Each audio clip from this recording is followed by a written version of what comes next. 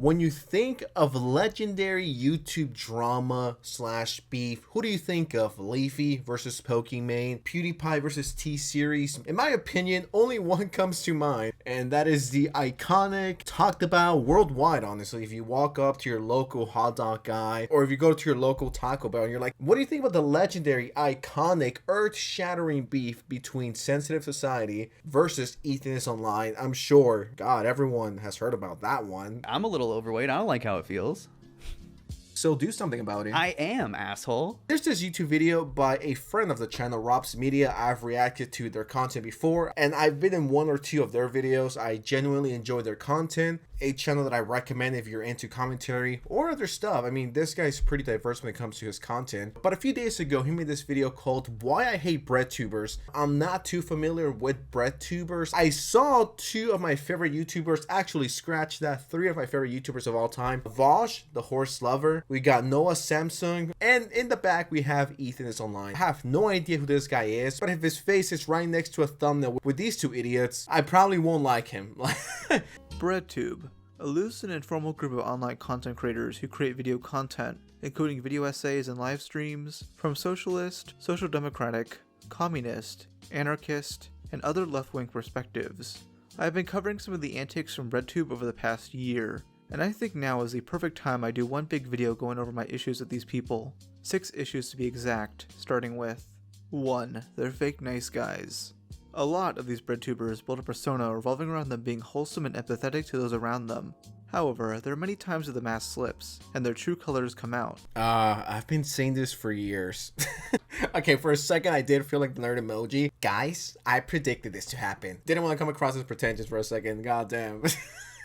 Yeah, it's something that I've noticed with all of these content creators. They pretend to be so nice, so polite, so supportive, so, you know, just a perfect human being, if you ask me. And then behind the scenes, they're insane. They're evil. They're actually worse than the people they criticize. They put on this mask of positivity, inclusivity, and being happy, and, you know, guys, I love you no matter who you are, no matter, and I will never do anything to harm you guys or anyone. Then on Twitter, they're calling people PDF files and just being the worst of the worst, being more toxic than the people they criticize. I just hate fake YouTubers. And I think most people can tell. I don't think I have some fucking God-given talent to detect when someone's real or when they're not. Yeah, you could usually tell when a YouTuber's just being fake for the sake of whether that's money or relevancy or because that's a cool, trendy thing to do. You could always kind of tell if you look hard enough when someone is a fake snake. All I need to see is 10 seconds of their content. I'll be like, that guy's fake. Here's why. Probably my main concern with these type of YouTubers, just the fake wholesomeness. YouTube is for the people. The reason why people like YouTube, why I like YouTube, is because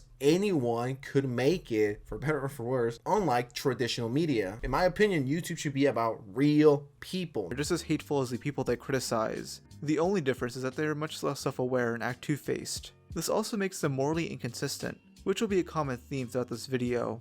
The most widespread example of this is how these creators align themselves with the body positivity movement, yet at every opportune moment, they'll make fun of someone's physical attributes. And I think it's fine to make fun of a public figure's appearance. My problem is the hypocrisy. My favorite case of this is with Jake Doolittle, who's made numerous videos on this topic. I absolutely hate this guy. I don't want to say I hate this guy because I don't want this video to be demonetized, but I strongly dislike this guy. If I'm not mistaken, I made a video on him a while ago. This guy is a definition of a fake, phony YouTuber that behind the scenes is as toxic, if not a million times worse than the people he's criticizing. Some people shouldn't be YouTubers, and he is one of them. He spends half of his Fatspo video criticizing a 16-year-old girl with an eating disorder for saying mean things about fat people. He could have literally picked anybody else, but okay. He then made a video on Orange Peanut, a troll YouTuber who's made numerous videos goofing on fat acceptance TikTokers. This video from Jake ruffles some feathers, because many of his criticism of Peanut is just him making fun of his appearance and his stutter. Like, I understand that this guy is accepting of his, I don't know, armpit bruises. I agree. Maybe he could tell us how he's so confident in his small build. What's it like being 5'1"? Yes, I do. I've went through a bulk and a cut cycle. When I was bulking, I got very big because I ate a lot. And when Why do you say yes they do like that? Yes, they do. Yes, they do. yes, I do. I went through a bulk. I mean, this guy should be in next next to no position to make fun of anyone. This guy right here is so easy to tear apart. Not only, you know, how he looks physically, but just everything else around him. But I'm not going to go there. Why? I don't want to be banned. I actually like making money here and making videos for all of you guys. All of these idiots are the definition of, guys, I hate bullying, except when it's time to bully someone I don't like. Then, yeah, it's fine. Go ahead, insult them. All of you guys are the worst. You guys are nothing but a bunch of loser hypocrites, wannabe LA influencer douchebags who will never make it. I mean, there's a reason why this guy never took off. You know, making fun of my speech isn't very woke of you. It's not very politically correct. This is the exact same thing that Nick is Not Green did. He made fun of my stutter. I don't know why, but all these people who preach like acceptance, political correctness, wokeness, they do the same things at the end of the day. It's just they only do it when it benefits them and they know their audience is gonna like it. Everybody is a piece of shit at the end of the day. It's just a matter of how. As Peanut just said, Nick is Not Green did the same thing, while also discussing body positivity and acceptance. I'm not forcing women to talk about anything, and as far as boobs go, we like boobs. We don't talk about them for 3 hours straight. Both of these guys will get ratioed in the comments, because their more normal fans hate it when they do this crap. Though Jake turned off the comments and edited out part of the video that made him look bad, that being the weird consent comment. There's a possibility that you can't do certain things, like bench an unconsenting girl, right, Orange Peanut? Huh? You want to repeat that one for me, Jake? We went from nice, lighthearted roasts about appearances and background and content to all of a sudden you're accusing me of not caring about consent of girls? What the fuck is wrong with you? No, genuinely. Again, there's that mask slip. And I'm so glad Nick's channel died and Ethan's channel is pretty close to being 6 feet under. All of these people are just falling apart and that makes me pretty happy. And once again, I don't want to come on here and be like, yo, I'm the most real YouTuber of all time. Subscribe, follow my Instagram, my Twitter.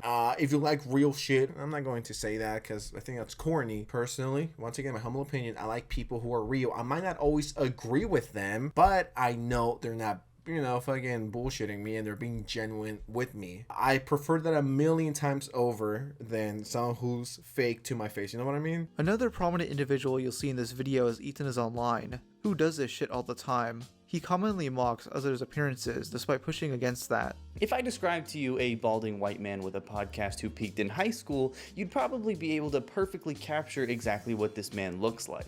Yeah. I'm looking at it right now. Does this guy not own a mirror? Like, come on, dog. You walked right into that one. Sorry to inject him into your head. Why does he look like that? Why are his eyes yellow like a Sith Lord? Why does he feel like he was built in Detroit Become Human? Who is this man? If he shaved everything but his mustache, he would look scary. He would look frightening. Beard is giving Easter Island silhouette. Yeah, he does look like it. Someone point out he looks like from his profile, he looks like a crescent moon. Yet when his appearance is criticized, he throws a hissy fit. Yeah. I don't like how Oh boy, this is I don't know why people think this was like a debate. This was never pitched to me as a debate, okay? This was a conversation. He was like, hop on, bitch. And I was like, okay, bitch. It was never a debate. Okay, just want to make that clear. Want to clear the allegations. And the reason why I'm saying that is because there's people who are like, oh, you got destroyed in the debate, yada, yada, yada. It was never a debate. It was never pitched to me as a debate. I thought it was just a combo. Looking back, it's insane that this happened. like I'm a little overweight. I don't like how it feels. So do something about it. I am, asshole. I forgot I said that. That's insane. So it's not funny when they do it to you, but it's pretty funny when you do it to others. Got it. About it. Fuck off, asshole. It's mean. You're mean. When you talk about weight shit, you're mean, and I don't like it. By the way, this dude flat out lied. He looked like this when he started YouTube. Noah Sampson is another BreadTuber I've covered before, who's also made fun of people's appearances and mannerisms, but there are even bigger examples of this dude being two-faced. He definitely portrays himself as a calm, understanding individual, just sticking up for disenfranchised groups, but this moral high ground he stands on is just for show. On Twitter, he's made multiple death threats, though if asked, he'll just explain it as jokes like they always do. First is after he lost a debate to Vosh, with him liking a tweet where someone wanted Vosh to be put down like a dog. Then, during the super mega drama, Noah wanted Judd Logic to be melted into a large cast iron cauldron, and by the way, the pedophile part is borderline slander. I stated that this tweet was what got him banned from Twitter, but what really got him banned was this tweet describing how he killed Elon Musk. This is the same guy making videos with this crappy bisexual lighting, ironically wearing maid outfits by the way. These guys don't fool me, they're fake nice guys who take advantage of their viewers. 2. They weaponize their audience. I've seen many instances of BreadTubers using their audience as either a sword or a shield. For instance, they'll use them as a suitable defense against opposition, or to attack and harass those they deem irredeemable. My favorite example of the former is definitely the Balenciaga scandal, which I went over more in detail in my denims video. Basically, this fashion company posted some sus marketing photos, one showcasing a document relating to a CP court case, and others showing little girls holding teddy bears that have bondage on. YouTuber Shoeonhead was pretty much the figurehead of this controversy, calling out Balenciaga's actions and giving updates. BreadTubers that she deemed friends, being Xander Hall, Demon Mama, and Denims, called her out for this with very bizarre reasonings. They all tried downplaying the controversy. I don't know if I'm just getting older and I'm getting close to hitting Unk status, but I genuinely have no idea who any of these people are. Now granted, I know they're Twitch streamers. Just by looking at them, I know that I will never be a fan. They do say never judge a book by its cover, so I don't know, maybe they're awesome. Maybe I'll follow them on Twitch. While at the same time insisting it would negatively affect the LGBTQ community. This had nothing to do with queer people, yet they for some reason insisted that this will give conservatives fodder to spread hate. They don't realize that they're the ones giving them fodder by even implying gay people have something to do with this. So, Xander Hall says, Shoeonhead on her way to once again use her massive platform to provide the neo-Nazis in her audience with fodder they can use to justify the murder of gay people. But this time, one day after an anti-gay terror attack. By the way, fucking based Xander Hall. Can we get some motherfucking hypers in chat for Xander Hall having the balls and the spine and the giga chat energy to be a real trans ally? Man. Are you hearing what you're saying? I just got the ick.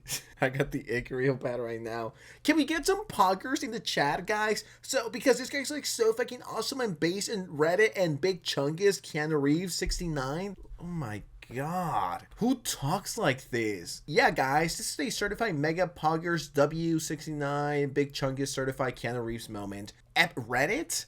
We did it. Same energy, so cringe. No one talks like this in real life. Fucking based Xander Hall. Can we get some motherfucking hypers in chat for Xander Hall having hyper chats? What the fuck is a hyper chat? and the giga chat energy to be a real trans ally? Giga chat energy, unironically. Xander Hall out here fucking spitting and showing you all how it's done. Calm down, dog. It's just a shitty Patrick Bateman meme. Basically, these people were waiting for a good opportunity to shit on Shoeonhead, as I don't like the fact that she goes after both sides in videos. They use their audiences, which are filled with lots of queer people, to attack someone else by manipulating them into thinking the scandal will negatively affect them in any way. Vosh would use a similar tactic earlier this year, when his special folder got leaked live on stream. You can see this is an example of the kind of structure that I'm referring to. If you somehow don't know what he had on there, it was AI-generated images involving horses and little girls. Yeah, we talked about it here on the channel. 4. They treat everything as team sports. A lot of the hypocrisies in this community come down to them only caring about what those on the right or censor do. If someone on their side of the aisle does something bad or questionable, they either look the other way or try to downplay it. The most recent example of this is with the Ava Chris Tyson situation, with only a few BreadTubers covering it. If you somehow don't know, Ava has been accused of grooming multiple minors on Discord and buying lolly art, among other things. While covering it on stream, Ethan is online decided to downplay it all by saying Ava was just posting some edgy tweets 7 years ago, and that people change. He gets pressed for seemingly defending Ava and having some level of bias. I will say that I do have I have a recency bias. I have a bias for shit that has actually happened in the last 5 fucking years. I mean, Jesus. It shows a bias. I can say that what Chris was doing on the internet in 2017 is fucking gross, unacceptable, but she doesn't do that anymore. She doesn't do that. It's not acceptable. I agree with you. Okay, first off, bro, this shit is beyond gross. And second, these tweets go up to 2019, 5 years ago. Your recency bias should apply. God, he looks like a Courage the Cowardly Dog villain. Also, Ethan doesn't clearly think that way, because his most popular second channel video is over 30 minutes of him criticizing creepy things Matt Walsh said a decade ago. And he even complains about hypocrisy here. I think you should absolutely give people the benefit of the doubt that they have changed when you see them have an old take that's a bad take. But when you dig up something from 15 years ago on Matt Walsh and it's still perfectly in line with his worldview and there's no evidence that he's ever changed, and he still thinks that way, and you can reasonably assume that he still thinks that way, and he's publicly saying these kinds of things. It doesn't matter how old it is. He might as well have said that fucking clip yesterday because he's the same stupid incel pedophile fuck. This is despite the fact that Ethan criticized Alex Rosen for his old pedo hunting tactics, which the guys improved upon. I said this when this video came out and I made a video on it. I stand by it. This video right here that Ethan won is one of the worst videos I have ever seen in my life. And I've seen my content from 2017, 2018, 2019, and 2020. So yeah, that's saying a lot.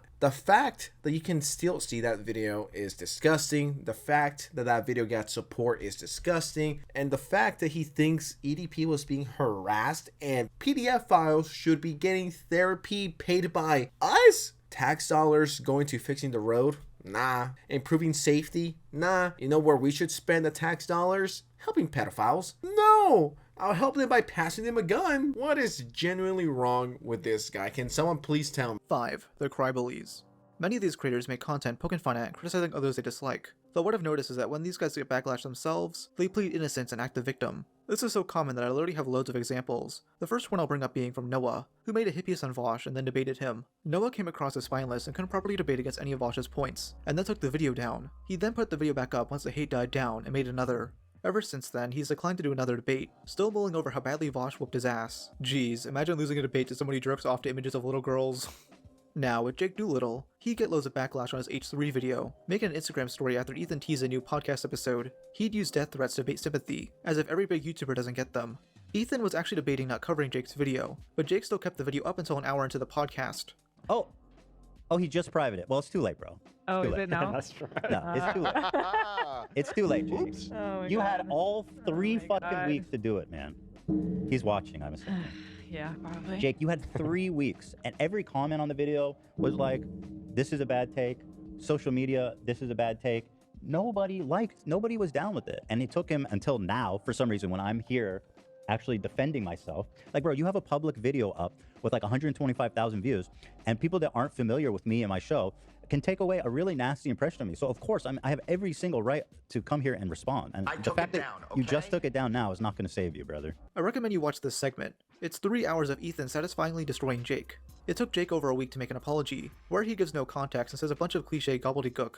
My intention was to stand up for a specific group of people, but instead I came across as an asshole. I didn't consider how my words would affect others, and for that I'm very sorry. Yeah, I don't know. I'm glad you got your cheek slapped by Ethan. You deserved it. But this video is really good. I just watched some of it. I don't want to steal this guy's full content, so in case you guys want to check it out, it's going to be linked in the description below. Shout out to Rob's Media. Subscribe to him. Go to YouTuber, one of the best up-and-coming ones. Thank you so much for watching. We are back. The grind will resume. Appreciate you. Subscribe, like, share, all that epic stuff, and I'll see you next time, all right? Be safe, and yeah, see ya.